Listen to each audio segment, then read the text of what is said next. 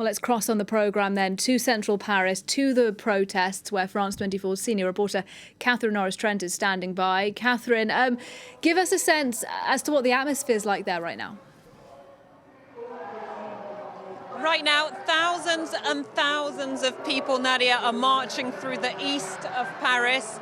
And the mood is pretty angry, very determined. Protesters telling me that they're determined to carry on despite many of them fearing there's again going to be violent scenes.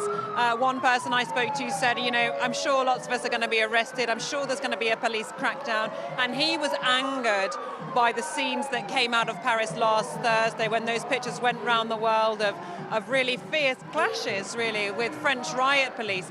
And actually that's motivating quite a lot of the young people I've been speaking to here on the streets of Paris today. They say they think it's unacceptable and that they've got to come out today to make their voices heard. So far, the march is going off quite peacefully. There's been a bit of tense waits on the streets. Sometimes it gets kind of these log jams, these traffic jams of people in the streets of Paris. And then, you get people shouting at the riot police. We've seen them driving past on parallel streets, dozens and dozens of police vans, riot police on motorbikes. But for the moment, marchers filling the streets of Paris, singing, chanting and saying they're determined to keep on carrying on this action across France. So relatively calm for the moment, Catherine. There is, though, as you've been reporting, a very large police presence in the streets. The government saying that's necessary because they fear violence by the protesters. They're talking, for example, about the Black Blocs movement. Tell us a bit about who they are and what the government fears may happen today.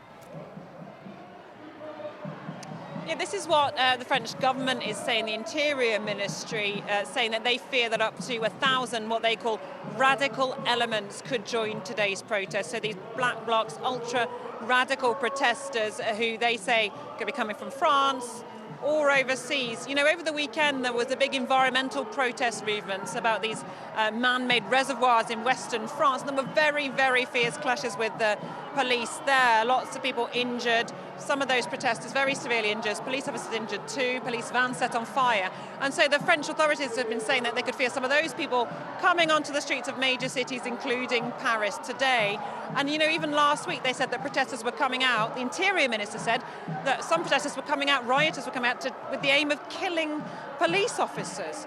On the other side, you've got lots of people up in arms about what they say is the excessive use of police force. We've even had Amnesty International putting out a report saying that they're concerned about the use of France in force. They're concerned about riot police hitting people hard with batons across the head. So, French policing is very direct. A lot of people perhaps aren't used to seeing these scenes. Think back to the Champions League match with British football fans outside the Stade de France. There's a lot of tear gas fired. There's a lot of stun grenades fired. They do use batons to beat back the crowds. And so that is proving really one of the flashpoints as this social protest movement now kind of comes up to a culmination. Catherine Norris Trent in central Paris. Thanks very much indeed.